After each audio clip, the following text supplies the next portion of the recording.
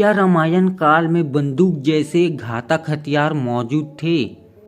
क्या भगवान राम युद्ध में तीर धनुष के साथ साथ बारूद से चलने वाले शस्त्रों का भी इस्तेमाल करते थे?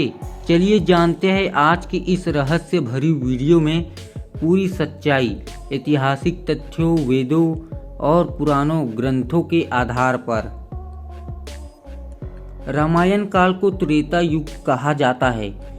यह वह समय था जब युद्धों में मुख्य रूप से धनुष, बाण, गदा, तलवार और दिव्य अस्त्रों का प्रयोग होता था।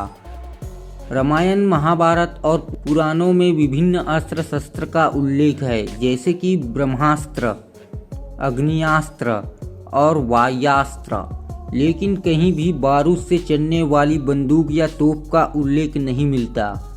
यह साबित करता है कि त्रेता युग में हथियार जरूर उन्नत थे, लेकिन वे विज्ञान और मंत्र ऊर्जा पर आधारित थे, न कि बारूद पर।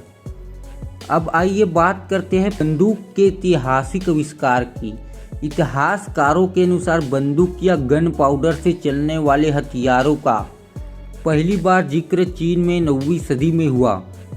वहाँ सबसे पहले गन पाउडर यानी बारूद की खोज की गई थी, जिसमें मुख्य रूप से पोटेशियम नाइट्रेट, सल्फर और चारकोल होते थे।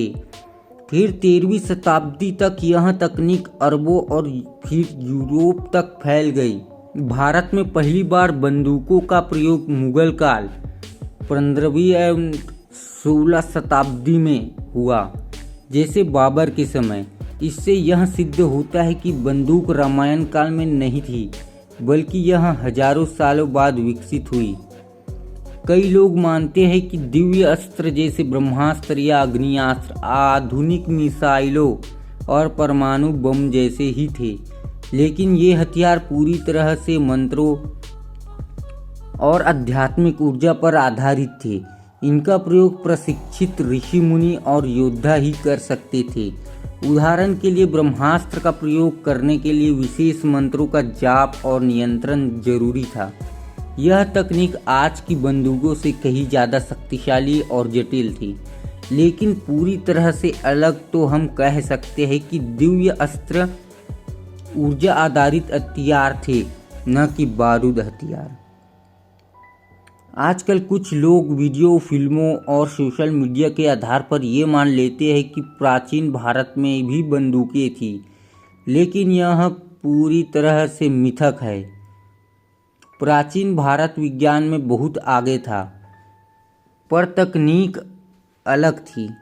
बंदूकें सिर्फ आधुनिक युद्ध प्रणाली का हिस्सा था, न कि वैदिक युग का। तो दोस्तों, निष्कर्ष साफ है, रामायण काल में बंदूकें नहीं चली थी। उसी समय के अस्त्र शस्त्र दिव्य थे, मंत्रों से संचालित होते थे। बारूद आधारित बंदूकों का आविष्कार हजारों साल बाद हुआ।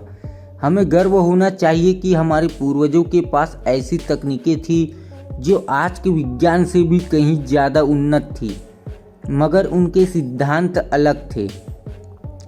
दोस्तों, अगर यह वीडियो आपको बहुत ही अच्छा लगता है तो वीडियो को लाइक, सब्सक्राइब, शेयर ज़रूर करना और कमेंट करके बताना कि यह वीडियो आपको कैसी लगी। जय श्री राम।